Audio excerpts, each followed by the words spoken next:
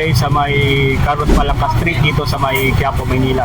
So pasadahan natin dito guys yung talagang matagal na dekada na nagtitinda dito ng hopya dito sa may Carlos Palangka Street, Quiapo, Maynila. Ito yung Kim Tung Tin hopya guys, na talaga namang dinadayo dito pagdating sa mga hopya po na kailangan nyo na mabibili po dito. Yan, matadahan natin sa akin guys kung ano yung mga mabibili nyo dito, mga hopya dito. Talagang sulit dito guys sa mga naghahanap ng hopya, available dito.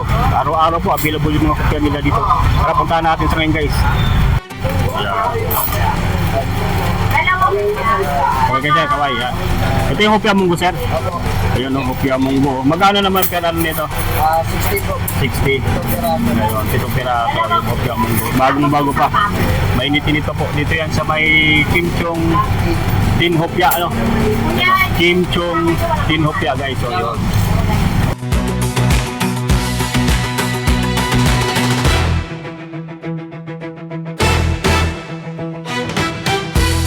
Carlos Palangka Street, yan, sa may Quiapo, Maynila. 60, yan ang bite size na yan. Kaya hopya munggo.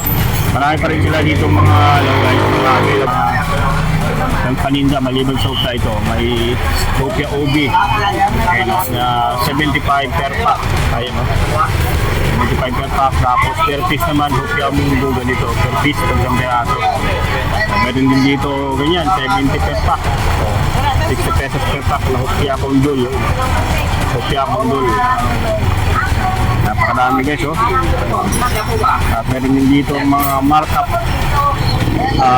Ito, regular na markup ato. Ito yung kiso. Kisong ano to, no?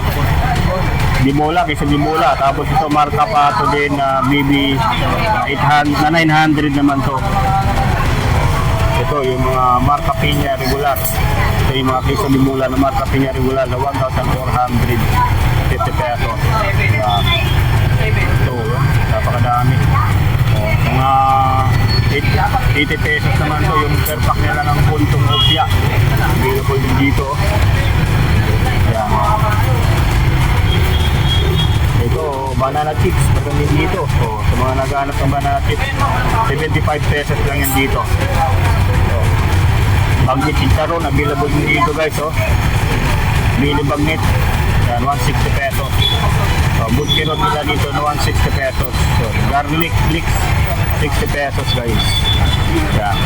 So bukas to guys, araw-araw dito yung Kim Tung Tin hopya.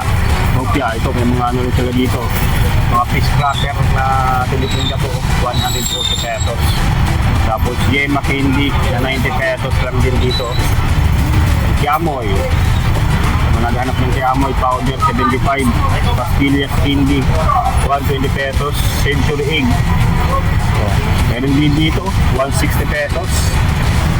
Butcheron crispy, ito ba lang butcheron nila guys, na 100 pesos. May mga garlic din sila dito na chili garlic, 80 pesos. Mga honey na 130 pesos. Champoy, 75. Kiamoy guys, yan, meron din sila dito Kiamoy na 75 pesos. Dikiam na 75 pesos. Napakadami guys mga pampasalubong dito na mabibili nyo po dito sa Kim Tung Tin. Matagal na dito nabilihan ng hopya. Ito yung mga legendary na nabilihan ng hopya dito sa may Carlos Palangka Street, Quiapo. Sa may Quiapo, Maynila po. Yan. Talagang kalabas po dito may mga makikita nyo na agad yung kanila nakalagay na Kim Tung Tin hopya. Tapos sa diretso niya ninyong excellent ham, yung bilihan ng mga ham dyan, yung pinipilahan po. Yan, samayan na lang sila, Carlos Palangka. Tapos samayan na lang sila mismo ng SM. Yan, malapit-lapit sa SM. So ito yung mga ano nila dito, yung mga ano pa rin sila dito na mga iba pang available na mga products dito. Poplex to 100. Tapos may mga pulburon din dito po.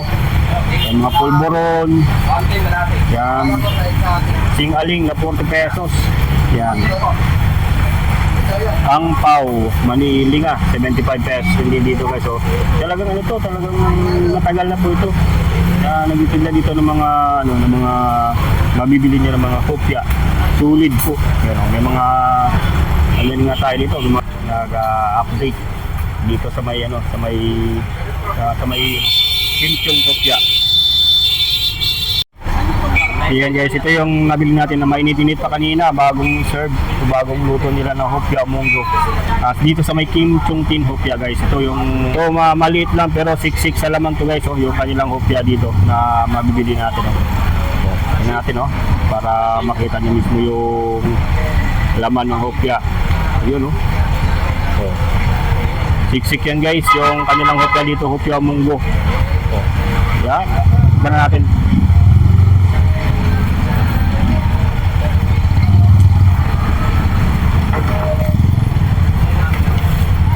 Tulad guys, tama yung niya, yung tamis. Sakto lang po yung kanyang lasa po. Mainit-init pa po. Ulit. Yan po guys yung ating update dito sa bilihan ng mga hopya dito, yung matagal na nabilihan ng hopya dito sa Carlos Palangka Street, Quiapo, Maynila guys. Yan. Talagang masarap yung mga hopya nila dito sa Carlos Palangka Street.